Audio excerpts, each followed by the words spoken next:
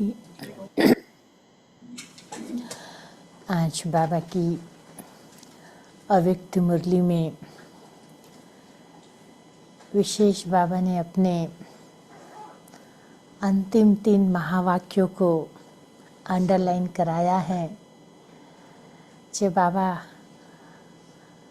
व्यक्त से अव्यक्त हुए तब बाबा ने बच्चों को पुरुषार्थ के लिए कहा था, निराकारी, निर्विकारी और निरअहंकारी। ये 3 स्थिति तक हम सभी को पहुंचना है। तो बाबा कहते निराकारी स्थिति क्या है, उसकी निशानियां क्या कहेंगे।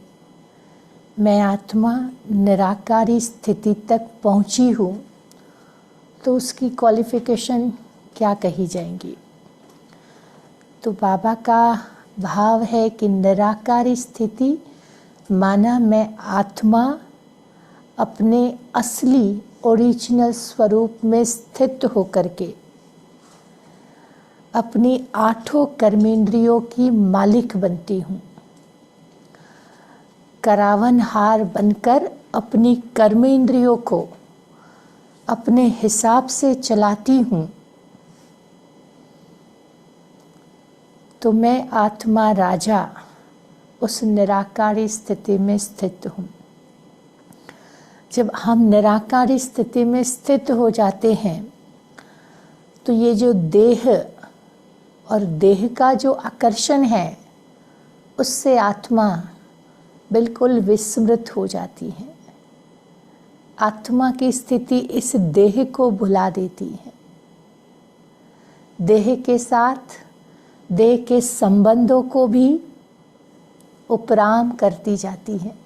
जितना जितना हम निराकारी स्थिति के अभ्यास को बढ़ाते हैं तो देह के संबंधों को भूलना नहीं पड़ता है। ऑटोमेटिक हमारा उन संबंधों से डिटैचमेंट फील होने लगता है। तीसरा बाबा कहते जितना हम निराकारी स्थिति के अभ्यास को बढ़ाते हैं तो देह के जो आकर्षण है दुनियावी हिसाब से, देह के जो पदार्थ है उन सब से भी हमारा बुद्धि योग हटता जाएगा।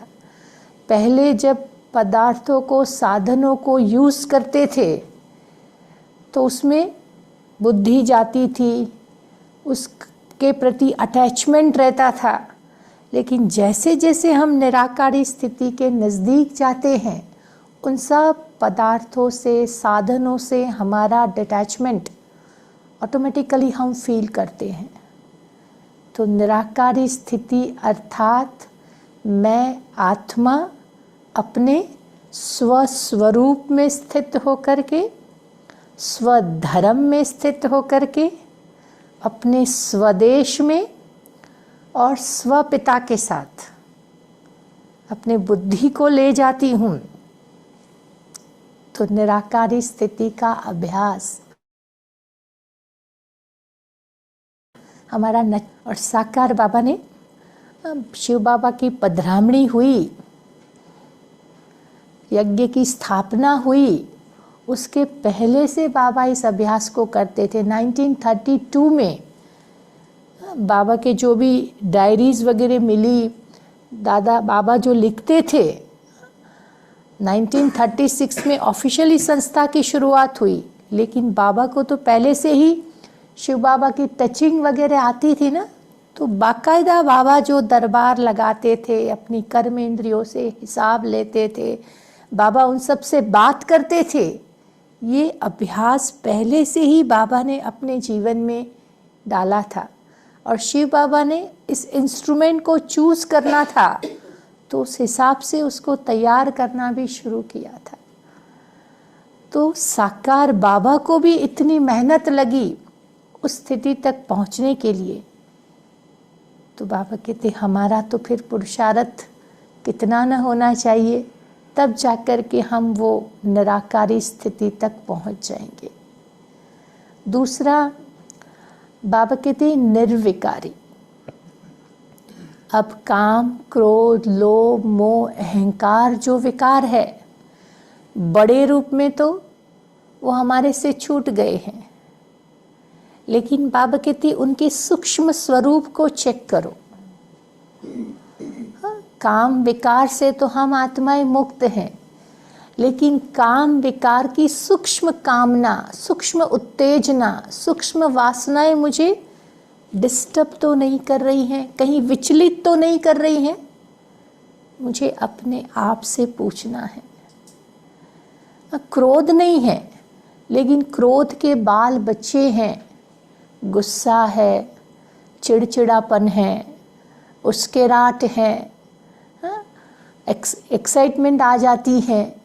तो ये जो बातें हैं वो बाबा कहते मेरी पर्सनालिटी से कितना परसेंटेज में गई हैं, वो मुझे अपने आप से चेक करना है।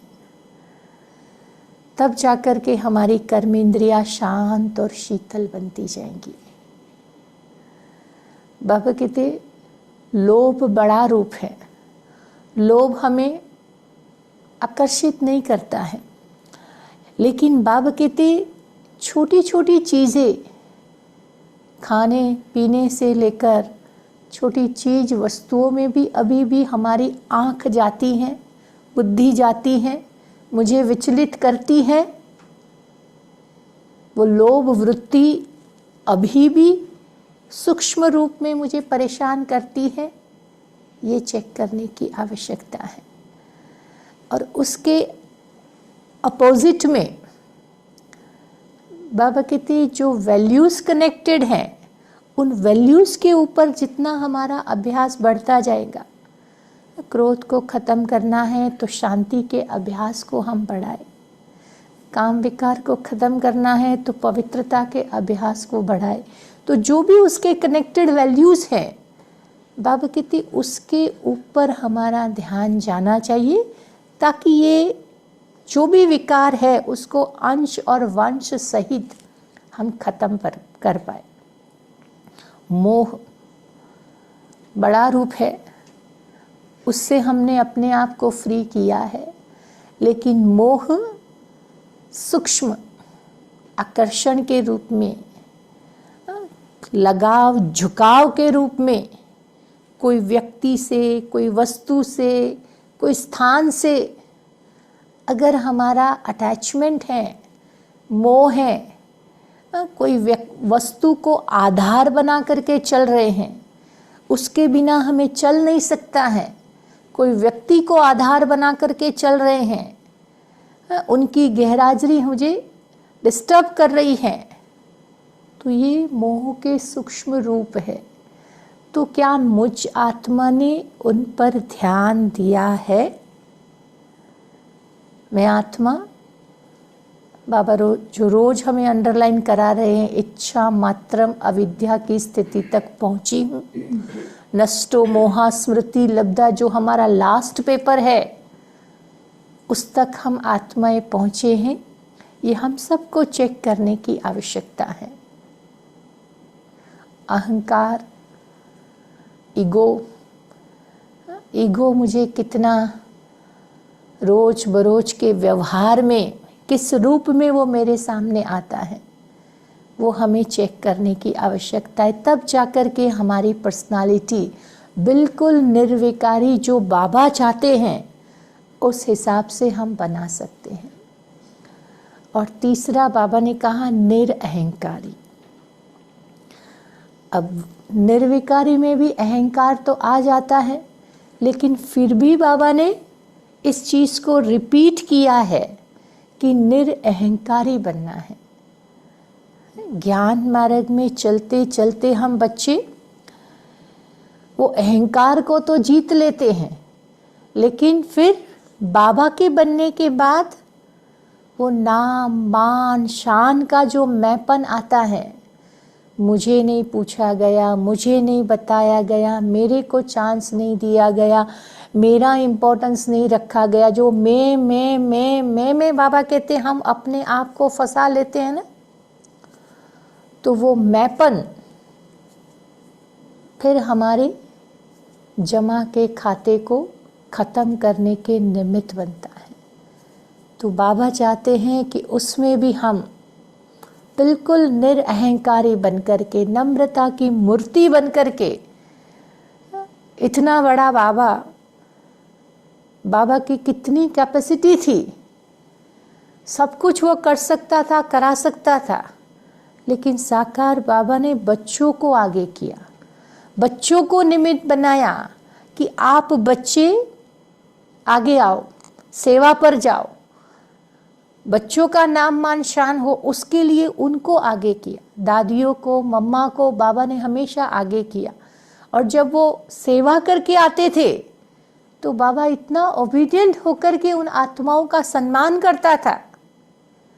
मुझे याद है कि पहली बार जब मम्मा को कहीं सेवा पर भेजा था और बहुत अच्छी वक्त सेवा करके मम्मा आने वाली थी, जगदीश भाई अपने अनुभव में सुनाते थे कि उस समय बारिश के दिन चल रहे थे। तो बाबा ने कहा कि वहाँ आंगन में जो पांडव भवन में दादी का ऑफिस था ना, उसके बाहर का वो पोर्शन था, तो उस समय वहाँ खड़े रहो तो भी भीग जाए, इतनी बारिश होती थी। तो बाबा ने कहा भाइयों को कि यहाँ शेड बांधो, मम्मा आएगी तो हम उनका स्वागत करेंगे, बारिश होगी तो मम्मा भीग जाएगी, इसलिए यहाँ अच्छी तरह से शेड बनाओ। अब वो शेड बनाने वाला बोलता है कल मम्मा आने वाली है और बाबा आज कहेगा तो इतने टाइम में थोड़ी बन जाएगा, तो वो अड़ गया, नहीं बन सकता है। अब जगदीश भाई बोले कि हमारे सामने बाबा ने बोला और हम नहीं करे, बाबा की बात का अनादर करे, ये तो हो नहीं सकता था। तो जगदीश भाई ने बोला मैंने 2-3 भाइयों को लिया और हमको जैसे आता था वैसे हमने काम करना शुरू किया, पर अनुभवी तो थे नहीं, तो कुछ हो नहीं पा रहा था। एक जगह करने जाते थे तो दोबारा दूसरी जगह निकल जाता था। तो वो जो अनुभवी व्यक्ति था वो देख रहा था कि ये लोग कर रहे पर इनसे हो नहीं रहा, फिर उससे रहा नहीं गया और वो मदद के लिए आया और उन्होंने सारी रात काम करके वो शेड तैयार किया। और मम्मा आई तो मम्मा का बाबा ने बाकायदे स्वागत किया और उस समय छोटे छोटे सोने के फूलों का हार बनवाया था बाबा ने और मम्मा को पहनाया। मतलब इतना बाबा निरअहंकारी था और बच्चों को आगे रखता था। अपनी पोस्ट पोजीशन का भी वो इतना ध्यान नहीं देते थे, लेकिन बाबा की सेवा करके ये आत्माएं आई हैं तो उनका सम्मान होना चाहिए, उनका मान होना चाहिए। ये भावना बाबा के चरित्र में भी कदम कदम पर हमें देखी। तो वही बाबा जाते जाते यही हमें सिखा करके गया है कि समय प्रमाण अभी हमें निराकारी स्थिति, निर्विकारी स्थिति और निरअहंकारी स्थिति तक पहुंचकर बाप समान बनकर बाबा की आशाओं को पूर्ण करना है। तो यही बात बाबा ने आज की मुरली में भी हमें अंडरलाइन कराई है। ये आज की मुरली 22/9/2024 की वाणी है। रिवाइज कोर्स 18/1/2002 की वाणी है। 18 जनवरी के उपलक्ष्य में बाबा ने ये महावाक्य उच्चारण किए हैं। तो टाइटल में ही बाबा ने कहा है कि स्नेह की शक्ति द्वारा समर्थ बनो, सर्व आत्माओं को सुख और शांति की अंजलि दो। बाबा ने कहा कि स्नेह में वो ताकत है, स्नेह की शक्ति में वो पावर है जो असंभव को भी संभव कर सकती है।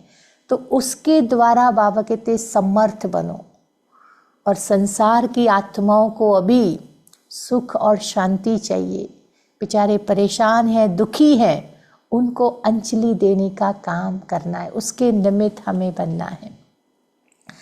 तो आज समर्थ बाप अपने स्मृति स्वरूप समर्थ स्वरूप बच्चों से मिलने आए हैं।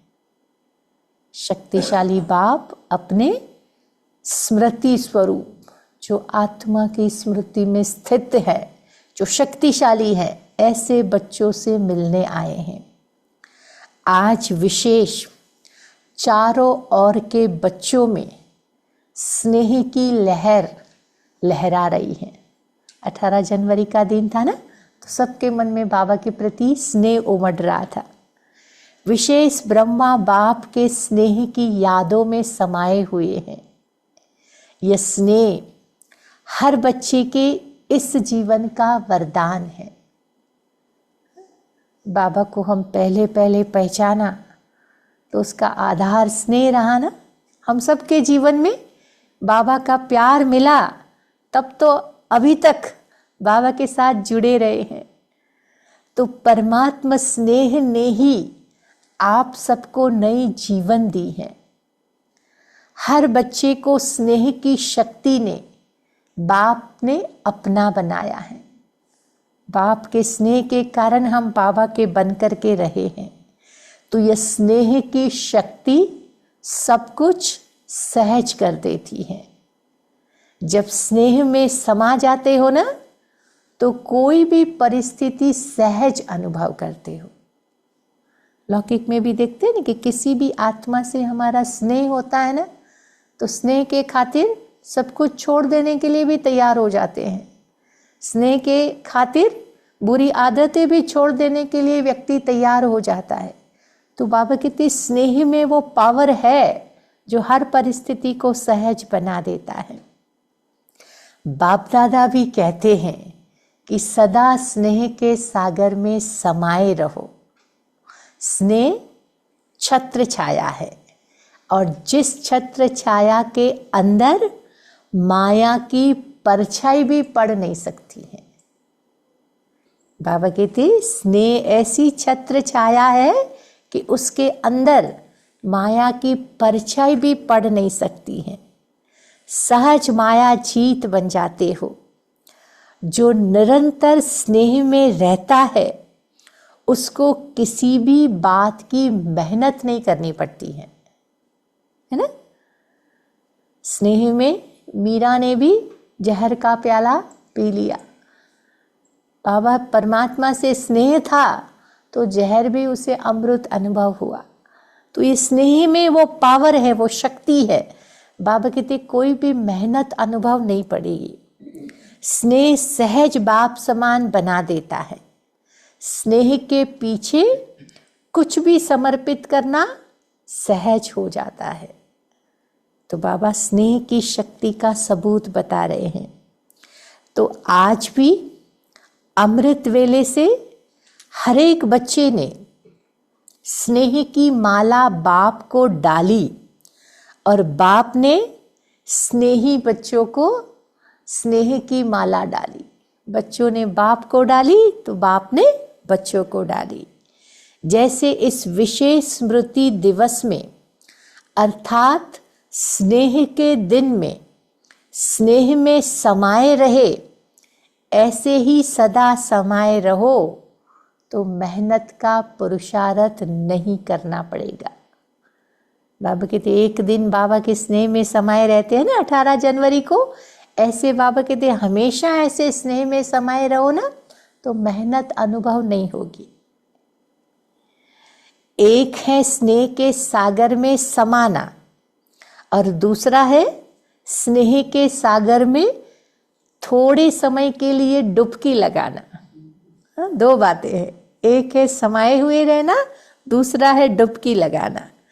तो कई बच्चे तो समाये हुए नहीं रहते हैं, जल्दी से बाहर निकल आते हैं, इसीलिए फिर सहज मुश्किल हो जाता है। अंदर समाये रहो तो मुश्किल नहीं है, लेकिन डुबकी लगा के बाहर आ गए तो फिर मुश्किल अनुभव होगा। तो समाना आता है, पूछ रहा है बाबा। समाने में ही मजा है। ब्रह्मा बाप ने सदा बाप का स्नेह दिल में समाया।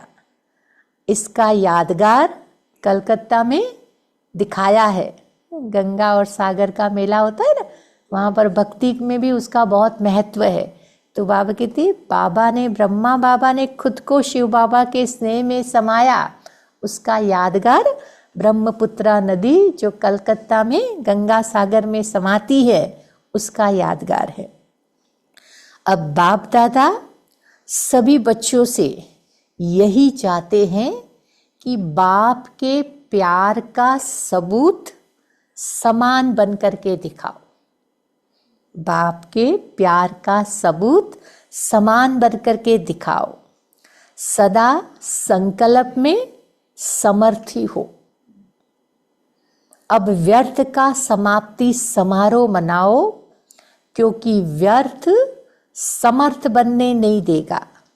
और जब तक आप निमित्त बने हुए बच्चे सदा समर्थ नहीं बने हैं, तो विश्व की आत्माओं को समर्थी कैसे दिलाएंगे।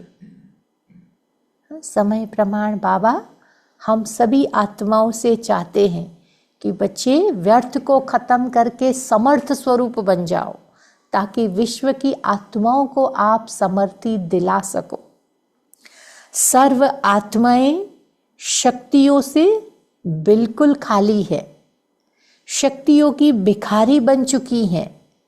ऐसी भिखारी आत्माओं को हे समर्थ आत्माएं, इस भिखारीपन से मुक्त करो। शांति मांग रही हैं, प्रेम मांग रही हैं, शक्ति मांग रही हैं, सहयोग मांग रही हैं। ऐसी आत्माओं को इन भिखारीपन से मुक्त करो। आत्माएं आप समर्थ आत्माओं को पुकार रही हैं। हे मुक्तिदाता के बच्चे, मास्टर मुक्तिदाता, हमें मुक्ति दो। वो पुकार रही हैं, चिल्ला रही हैं। बाबा कहते उनकी पुकार नहीं सुनाई देती है? क्या यह आवाज आपके कानों में नहीं सुनाई पड़ता है? सुनने में नहीं आता है? अब तक अपने को ही मुक्त करने में बिजी है क्या? बाबा कहते अपने को ही मुक्त करने में बिजी है, लेकिन विश्व की आत्माओं को बेहद स्वरूप से मास्टर मुक्तिदाता बनने से छोटी छोटी बातों में स्वतः ही मुक्त हो जाएंगे। बाबा कहते जब आप औरों के लिए मुक्तिदाता बनेंगे ना, आप औरों को अंजलि देना शुरू करेंगे ना, समर्थी देना शुरू करेंगे, तो आपके जीवन में जो छोटी छोटी बातें रह गई है वो ऑटोमेटिक खत्म होती जाएंगी। उसके लिए आपको अलग से मेहनत नहीं करनी पड़ेगी। आप देना शुरू करो। आपके अंदर का जो छोटा छोटा खालीपन रहा हुआ है ना, वो ऑटोमेटिक भरपूर होता जाएगा, भरतू होता जाएगा। तो अब समय है आत्माओं की पुकार सुनो। पुकार सुनने में नहीं आती है क्या? परेशान आत्माओं को सुख और शांति की अंजलि दो। यही है ब्रह्मा बाप को फॉलो करना। इसी बात में बाबा को फॉलो करो। आज विशेष ब्रह्मा बाप को याद ज्यादा किया ना। ब्रह्मा बाप ने सभी बच्चों को स्मृति और समर्थी स्वरूप से याद किया। कई बच्चों ने ब्रह्मा बाप से रू रिहान करते मीठा मीठा उलाना भी दिया कि आप इतना जल्दी क्यों चले गए, और दूसरा उलाना ये भी दिया कि हम बच्चों से छुट्टी लेकर के क्यों नहीं गए। तो ब्रह्मा बाप ने बोला कि मैंने शिव बाप से पूछा कि हमें अचानक क्यों बुला लिया। तो बाप ने बोला अगर आपको कहते कि छुट्टी लेकर के आओ, तो क्या आप बच्चों को छोड़ सकते थे? क्या बच्चे आपको छोड़ सकते थे? आप अर्जुन का यही तो यादगार है। अंत में नष्टो मोहा स्मृति स्वरूप ही रहे। अंत में बाबा के सिवाय और कुछ भी याद न आए। एक संदेश में संदेश ही सुनाती थी बाबा ने, साकार बाबा ने शरीर छोड़ा ना, तो अंतिम संदेश में बाबा ने बताया कि दो तरफ की युद्ध चल रही थी। जब शरीर छोड़ने का समय था ना, तो एक और बच्चे खींच रहे थे।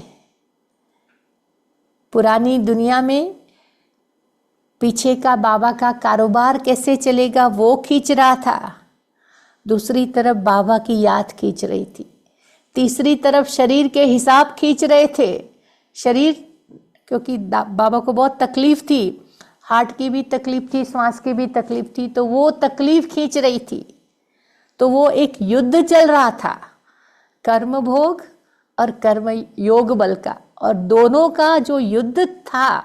और उस समय बाबा ने कैसे कर्म भोग पर नष्टो मोहा स्मृति लब्धा बनकर के विजय प्राप्त किया, वो सारा संदेश में इतना बढ़िया सुनाया था कि बाबा ने भी अंतिम समय तक अपने आप से मेहनत करके, पुरुषार्थ करके विजयी भव का वरदान प्राप्त किया। तो बाबा भी यही कहते हैं कि ब्रह्मा बाप मुस्कुराए और बोले कि यह तो कमाल थी जो बच्चों ने नहीं समझा कि जा रहे हैं, और ब्रह्मा ने भी नहीं समझा मैं जा रहा हूँ। साकार बाबा ने शरीर छोड़ा तो कोई ने सोचा नहीं था कि बाबा इतना जल्दी चला जाएगा। बाबा को भी पता नहीं था कि मैं जाने वाला हूँ, लेकिन ड्रामा की हर सीन एक्यूरेट होती है। तो बाबा कहते सामने होते भी दोनों तरफ चुप रहे, क्योंकि समय प्रमाण शन सोच फादर का पाठ ड्रामा में नूंद था। अब बच्चों को दुनिया के आगे प्रत्यक्ष करना था बाबा को, ये ड्रामा में नूंद थी, इसलिए बाबा कहते चले गए बाबा। इसको कहते हैं वाह ड्रामा वाह, वाह ड्रामा वाह। सेवा का परिवर्तन नूंदा हुआ था। ब्रह्मा बाप को बच्चों का बैकबोन बनना था, तो अव्यक्त रूप में फास्ट सेवा का पार्ट तो बजाना ही था ना। और हम सब ने महसूस किया ना, साकार बाबा के रहते सेवाओं का इतना विस्तार नहीं हुआ था, लेकिन बाबा के जाने के बाद कितनी स्पीड से सेवाएं बढ़ी। तो ये बाबा ने सूक्ष्म में, बैकबोन में रह करके इन सेवाओं के विस्तार को बढ़ाने में अपना योगदान दिया है। तो विशेष आज डबल विदेशियों ने बहुत मीठे मीठे उलाने दिए हैं, डबल फॉरेनर्स ने भी उलाने दिए।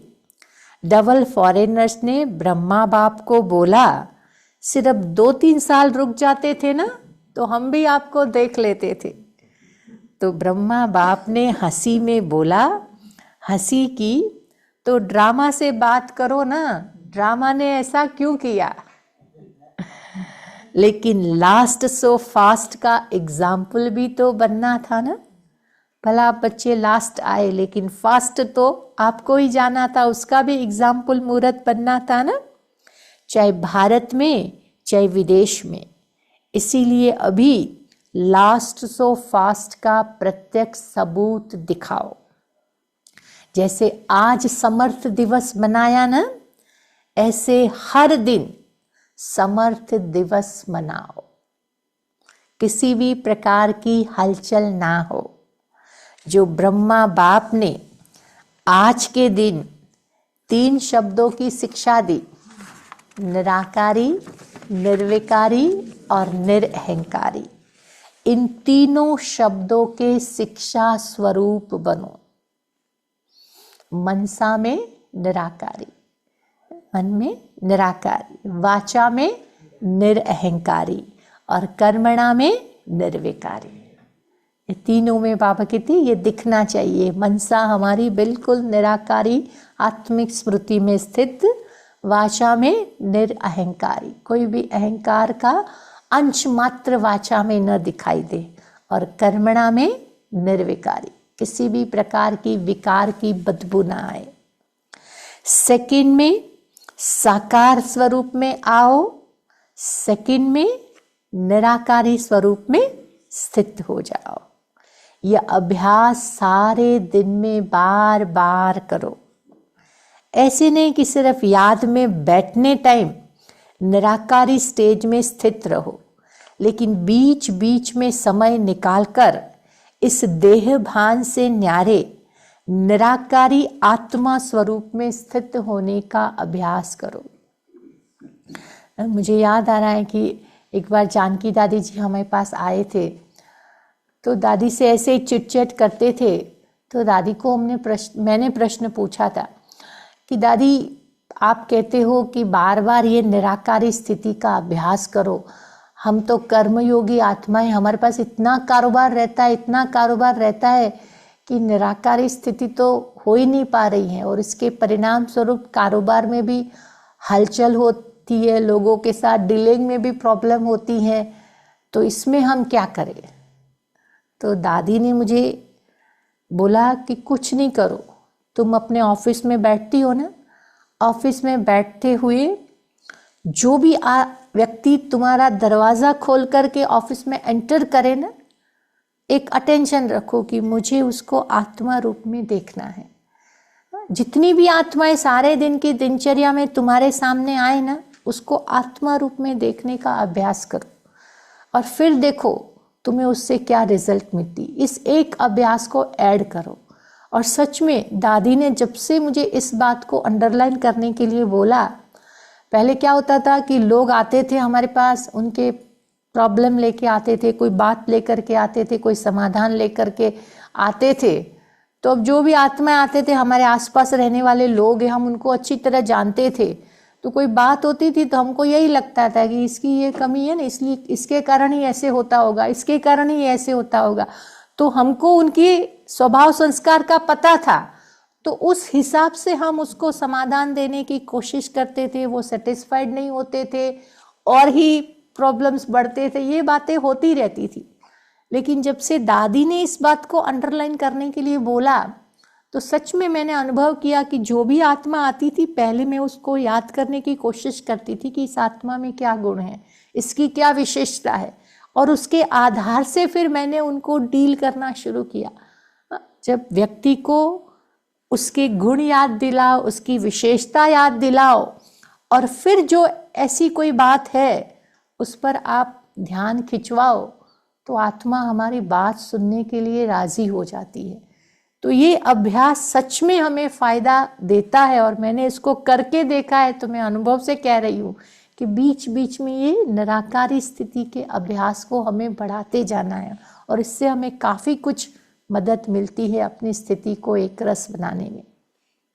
तो बाबा भी यही कह रहा है कि कोई भी कार्य करो, कार्य करते भी यह अभ्यास करो कि मैं निराकार आत्मा इस साकार कर्मेंद्रियों के आधार से कर्म करा रही हूँ। मैं करावनहार इन कर्मेंद्रियों से कर्म करा रही हूँ। तो निराकारी स्थिति करावनहार स्थिति है। कर्मेंद्रिया करनहार है, आत्मा करावनहार है, कराती है। तो आत्मा करावनहार है। तो निराकारी आत्म स्थिति से निराकारी बाप स्वतः ही याद आता है। बाबा कहती जब हम आत्मिक स्मृति में स्थित हो जाते हैं ना, तो बाप हमारा भी निराकार है, हम भी निराकार है, तो एक दूसरे का आकर्षण, अटैचमेंट बहुत इजीली हो जाता है। जब हम देह में हैं तो बाबा के साथ जाने में ये देह कभी कभी प्रॉब्लम करता है, इसलिए बाबा कहते इसको भूलने के लिए निराकारी स्थिति के अभ्यास को बढ़ाओ। जैसे बाप करावनहार है, ऐसे मैं आत्मा भी करावनहार हूँ, इसीलिए कर्म के बंधन में बंधेंगे नहीं, न्यारे रहेंगे, क्योंकि कर्म के बंधन में फंसने से समस्याएं आती हैं। बाबा कहते कर्म बंधन और कर्म संबंध, बाबा दो बातें हमेशा मुरली में कहते हैं। तो जब मैं आत्मा देह अभिमान में आकर के कर्म करती हूँ, तो देह के भान में आकर के कोई भी विकार या विकार के अंश में भाव में रह कर के कर्म करती हूँ, तो वो कर्म मुझे बांधने का काम करता है। मीन्स कोई आत्मा के प्रति मैंने गुस्सा किया, अब जब मैंने गुस्सा किया तो सामने वाला भी गुस्सा करता है, नहीं करता है तो चुप भी रहता है, तो भी उसकी मनसा चलती है, उसके वाइब्रेशन मुझे अफेक्ट करते हैं। तो वो जो नेगेटिविटी क्रिएट हुई, वो नेगेटिव मुझे फांसने का काम करेंगी, बांधने का काम करेंगी, वो मुझे फ्री करने का काम नहीं करेंगे। लेकिन जब हम आत्मिक स्थिति में स्थित होकर के कर्म और व्यवहार में आते हैं, तो हमारे हर कर्म आत्मा के गुणों के कनेक्शन से होते हैं। हम लोगों को प्यार देते हैं, शांति देते हैं, सुख देते हैं, सहयोग देते हैं, तो उनके दिल से भी पॉजिटिविटी निकलती है और वो पॉजिटिविटी मुझे फ्री करती है, उड़ाने का काम करती है, वो बांधने का काम करती है और ये आत्मिक स्थिति हमें फ्री करने का काम करती है। हम आराम से उड़ करके बाबा के पास जा सकते हैं। इसीलिए बाबा कहते हैं कि कर्म के बंधन में बंधना नहीं है, न्यारा होकर के कर्म करना है, क्योंकि कर्म बंधन में फंसने से समस्याएं पैदा होती हैं। तो सारे दिन में चेक करो कि करावन हार आत्मा बनकर के मैं कर्म करा रही हूँ, मैं आत्मा मालिक बनकर के अपनी 8 कर्मेंद्रियों से कार्य करा रही हूँ, मेरी स्वराज अधिकारी की वो स्थिति है। बाबा कहते ये चेक करो। अभी मुक्ति दिलाने की मशीनरी को तीव्र करो, आत्माओं को मुक्त करना है, मुक्ति दिलाना है, तो ये मशीनरी तीव्र करो। क्योंकि क्या है कि होलसेल में आत्माएं ऊपर जाएंगी ना, अब होलसेल में आत्माएं ऊपर जाएंगी, दरवाज़ा ऊपर का तो खुला नहीं है, बाबा ने कहा कि सबको साथ में ले जाऊंगा, तो वो आत्माएं होलसेल में यहीं भटकेंगी, तो कहीं ना कहीं हमारे पास भी आ सकती हैं किसी न किसी रूप में। तो बाबा कहते ऐसी आत्माओं को मुक्ति देने के लिए हमारे पास भी तो वो पावर चाहिए ना, वो शक्ति चाहिए ना। और जितना हमने अभी से मनसा सकाश द्वारा ऐसी आत्माओं को सकाश दिया हुआ होगा, हमारे मनसा वाइब्रेशन उन आत्माओं तक पहुंचे होंगे, तो जब ये अतृप्त होकर के वायुमंडल में घूमेंगी ना, हो सकता है हमें परेशान नहीं करेंगी, क्योंकि हमने उनको सहयोग दिया हुआ है। अगर आएगी तो हमारे पास सहयोग प्राप्त करने के हिसाब से आएगी, हमें किसी प्रकार से परेशान नहीं करेंगी। तो इसीलिए बाबा कहते ये मुक्ति की मशीनरी को अभी तीव्र करो, क्योंकि ये आगे चल करके बहुत कुछ होने वाला है। अच्छा, इस बारी जो इस कल्प में पहली बार आए हैं वह हाथ उठाओ। जो नए नए आने वाले बच्चों को बाप दादा विशेष याद प्यार दे रहे हैं और समय पर बाप को पहचान कर वर्षे के अधिकारी बन गए हैं, ये अच्छा है। सदा अपने इस भाग्य को याद रखना कि हमने बाप को पहचान लिया। अच्छा, डबल फॉरेनर्स हाथ उठाओ, बहुत अच्छा। डबल फॉरेनर्स को ब्रह्मा बाप दादा कहते हैं कि ब्रह्मा के संकल्पों की पैदाइश है ना। सारे फॉरेनर्स ब्रह्मा के संकल्पों से पैदा हुए हैं। एक है डायरेक्ट मुख वंशावली और दूसरा है संकल्प द्वारा वंशावली। तो संकल्प शक्ति बड़ी महान है। जैसे संकल्प शक्ति फास्ट है, ऐसे ही आपकी रचना डबल फॉरेनर्स फास्ट पुरुषार्थ और फास्ट प्रारब्ध का अनुभव करने वाले हैं, है ना।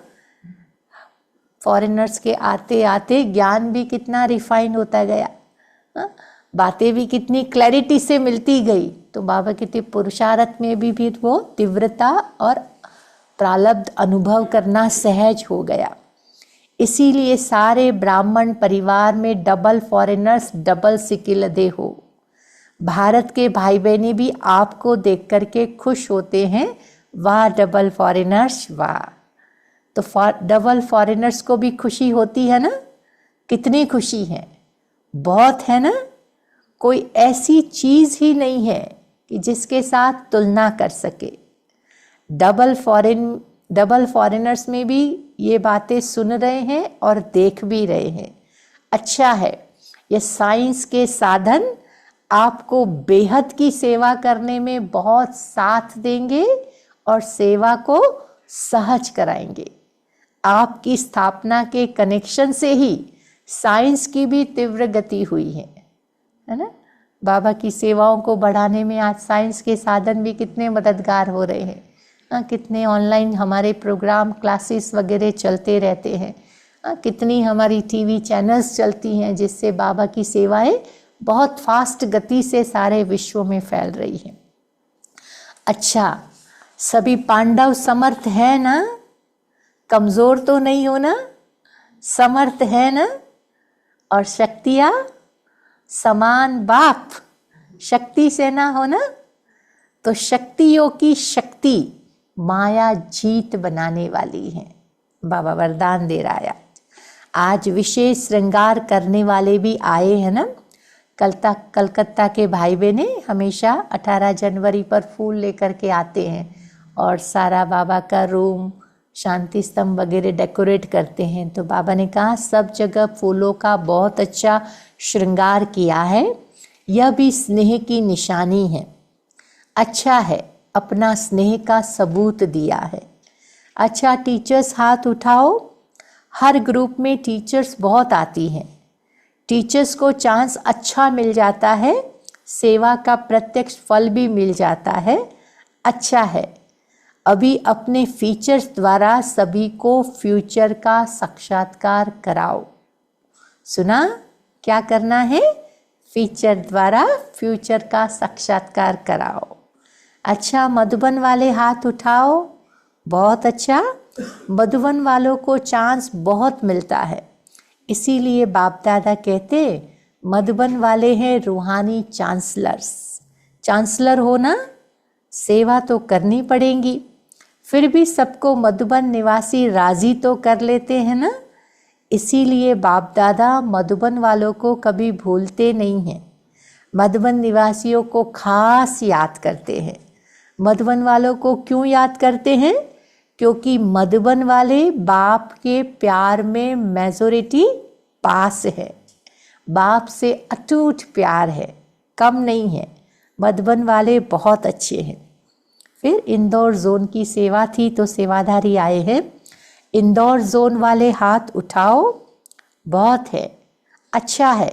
सेवा करना अर्थात समीप आने का फल खाना। सेवा का चांस लेना अर्थात पुण्य जमा करना, दुआएं जमा करना।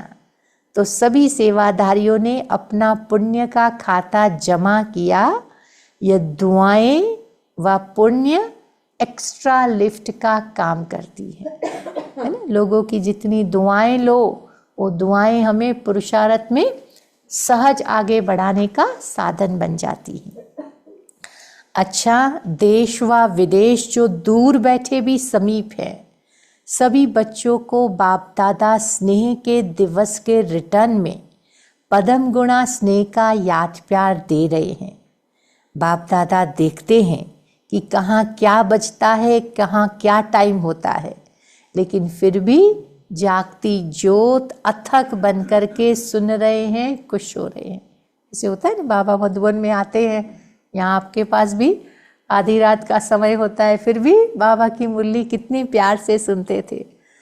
तो बाप दादा बच्चों की खुशी देख रहे हैं। बोलो, सभी खुशी में नाच रहे हो ना? सभी कांध हिला रहे हो ना? हाँ बाबा। जनक बच्ची भी बहुत मीठा मीठा मुस्कुरा रही है।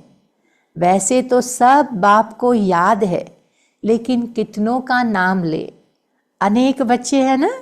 इसीलिए बाप दादा कहते हैं हर बच्चा अपने नाम से पर्सनल याद प्यार स्वीकार कर रहे हैं और करते रहना।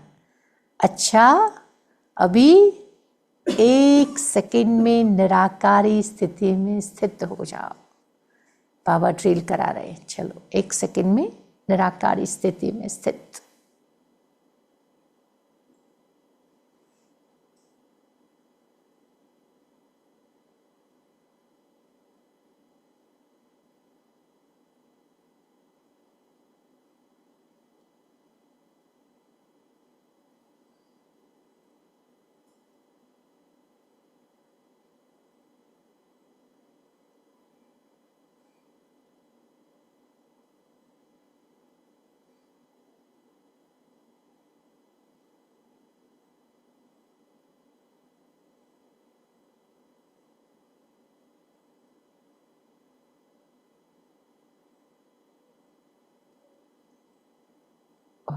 शांति।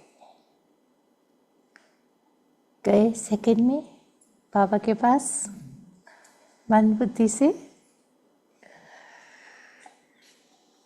तो लिविंग वैल्यूज़ की ट्रेनिंग चल रही है, अच्छा सेवा का साधन है। लिविंग वैल्यू कराते कराते अपनी लवली लिविंग का भी अभ्यास बढ़ाते रहना। अच्छा, बाप दादा आज एक बात गुलजार बच्ची को कह रहे थे, विशेष मुबारक दे रहे थे कि ब्रह्मा तन की सेवा जैसे इस रथ ने 33 वर्ष पूरे किए, यह भी ड्रामा में पार्ट है। बाप की मदद और बच्ची की हिम्मत दोनों मिलकर पार्ट बजाते हैं। अच्छा है, उस समय 33 साल पूरे हुए थे, वैसे तो 40 साल तक गुलजार दादी ने बाबा के रथ के हिसाब से सेवा की, लेकिन 2002 में 33 वर्ष पूरे किए थे, तो बाबा ने स्पेशल याद दी है। अच्छा, सर्व सदा स्नेह के सागर में समाये हुए, सदा लव में लवलीन रहने वाले, सदा करावनहार आत्मा स्वरूप में स्थित रहने वाले, सदा 3 शब्दों के शिव मंत्र को प्रत्यक्ष जीवन में लाने वाले, सदा बाप के समान मास्टर मुक्ति दाता बन विश्व की आत्माओं को मुक्ति दिलाने वाले, ऐसे सर्वश्रेष्ठ आत्माओं को बाप दादा का याद प्यार और नमस्ते नमस्ते। फिर दादी जी से बाबा ने बात किया है। उस समय थोड़ी दादी की तबीयत ऊपर नीचे चलती थी, तो बाबा ने कहा आज के दिन बाप ने बच्चों को विशेष विश्व के सामने प्रत्यक्ष किया। बाप करावनहार बने और बच्चों को करनहार बनाया। अच्छा है, ये स्नेह की लहर सभी को समा देती है। अच्छा है, शरीर को चलाने की विधि आ गई है ना, चलाते चलाते बाप समान अव्यक्त बन जाएगी। सहज पुरुषार्थ है दुआएं, सारे दिन में कोई भी आपसे नाराज नहीं हो। दुआएं मिले यह फर्स्ट क्लास पुरुषार्थ है, सहज भी है और फर्स्ट भी है। ठीक है ना, शरीर कैसी भी हो लेकिन आत्मा तो शक्तिशाली है ना। तो जो आप सभी बच्चों ने 14 साल तपस्या की है, वह तपस्या का बल अभी सेवा करा रहा है। अभी तो आपके बहुत साथी बन गए हैं, अच्छे अच्छे सेवा के साथी हैं, बस आपको देख कर के खुश होते हैं, यही बहुत है। ठीक है। फिर वरिष्ठ भाइयों से बाबा ने बहुत अच्छी तरह बात किया है कि ड्रामा अनुसार जो सेवा के प्लान्स बनते हैं वो अच्छे बन रहे हैं, और हर एक सदा संगठन में स्नेह व दुआएं लेने के लिए बालक सो मालिक का पाठ पक्का करते हुए, एक दो को आगे बढ़ाते हुए, एक दो के विचारों को सम्मान देते हुए आगे बढ़ते हैं, तो सफलता ही सफलता है। कितनी अच्छी बात बाबा ने कहा है कि बालक सो मालिक। कभी भी अपने विचार देने हैं, कभी भी अपनी बात रखनी है, तो मालिक बन कर के रख दो।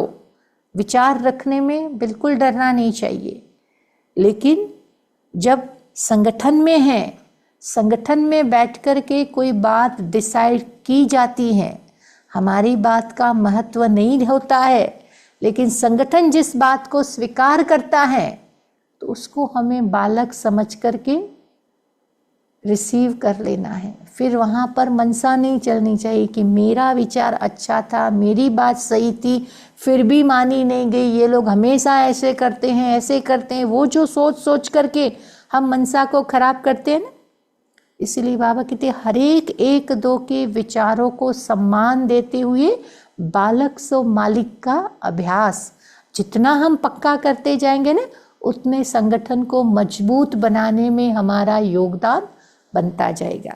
तो बाबा भी यही कहते हैं कि बालक सो मालिक का पाठ पक्का कर, एक दो को आगे बढ़ाते हुए, एक दो के विचारों को सम्मान देते हुए आगे बढ़ते हैं ना, तो सफलता ही सफलता है। सफलता तो होनी ही है, लेकिन अभी जो निमित्त आत्माएं हैं ना, उन्हों को विशेष स्नेह के संबंध में लाना, यह सबके पुरुषार्थ को तीव्र बनाना है। पापा कहते एक दूसरे के प्रति स्नेह की भावना जागे, स्नेह के आधार पर हमारा संगठन मजबूत बना रहे, स्नेह के सूत्र में हम सब बंधे रहे। बाबा ये चाहते हैं कि स्नेह, निस्वार्थ स्नेह, और जहाँ निस्वार्थ स्नेह है ना, वो सम्मान देंगे भी और सम्मान लेंगे भी। जहाँ स्नेह में थोड़ा सा भी स्वार्थ है ना, तो वो सम्मान नहीं दे सकता है। जहाँ निस्वार्थपने का भाव है, वो दूसरों को भी सम्मान देगा और उसे भी ऑटोमेटिक सम्मान मिलेगा। वर्तमान समय स्नेह की माला में सबको पिरोना, यही आप विशेष आत्माओं का कार्य है, और इससे ही स्नेह संस्कारों को भी परिवर्तन करा सकता है। स्नेह है ना, तो कोई ऐसी बात है, कोई प्रॉब्लम वाली बात है, तो उसको भी हम परिवर्तित कर सकते हैं। ज्ञान हर एक के पास है, लेकिन स्नेह कैसे भी संस्कार वाले को भी समीप ला सकता है। सिर्फ स्नेह के दो शब्द सदा के लिए उनके जीवन का सहारा बन सकता है। निस्वार्थ स्नेह जल्द से जल्द माला तैयार कर देगा। ब्रह्मा बाप ने क्या किया? स्नेह से अपना बनाया ना, तो आज इसकी आवश्यकता है। ऐसे है, बाबा के साथ ऐसी कई आत्माएं थी जो स्नेह से जुड़ी हुई थी। ज्ञान बयान नहीं था, लेकिन स्नेह के आधार से चली थी। मुझे याद है कि जब पांडव भवन की जमीन खरीदनी थी, तब विश्व किशोर भाऊ ने वो जिस राजा की जमीन थी वो उसके पास गए थे। उस समय वो शराब के नशे में पड़ा हुआ था, तो दादा उनके पास गए, उनको समझा बुझा करके सारा जो लिखवाना था वो लिखा दिया। और थोड़ा शराब के नशे में था ना, तो दादा ने उसको ऐसे ऐसे करके कम दाम में सारा सब कुछ लिखवा दिया। और फिर दूसरे दिन जब हम ज़मीन का कब्जा लेने के लिए गए, तो लोगों ने उसको भड़का दिया कि तुम्हारे को इन्होंने शराब के नशे में तुम था ना, तो ऐसे ऐसे कम दाम में ज़मीन लिखवा दी है, तुमको ये नहीं देना चाहिए। तो फिर वो देने के लिए राज़ी नहीं हो रहे थे, विरोध कर रहे थे। तो ऐसे समय पर आबू में एक सिख भाई था, और सिख भाई को ब्रह्मा बाबा से बहुत प्यार था। वो ज्ञान में नहीं चलता था, लेकिन बाबा से उसका जिगरी प्यार था।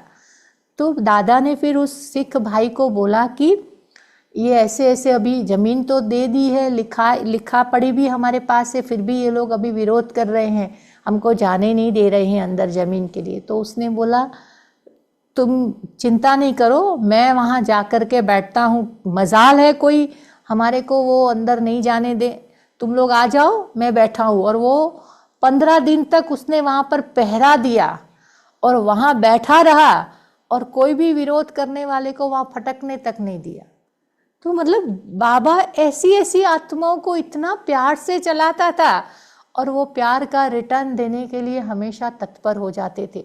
फिर बाबा ने, दादियों ने भी अंत तक उसके परिवार की सेवा की। यज्ञ में कुछ भी चीज़ आती थी, दादी हमेशा पहले उसके घर में भेजती थी कि भाई उन आत्माओं ने समय पर यज्ञ को सहयोग दिया है, यज्ञ की सेवा की है, तो उनको भी रिटर्न देना ये हमारा फर्ज में आता है।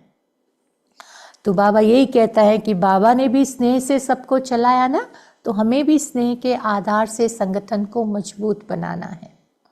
तो आज इसकी आवश्यकता है ना? ऐसे पूछ रहे हैं बाबा।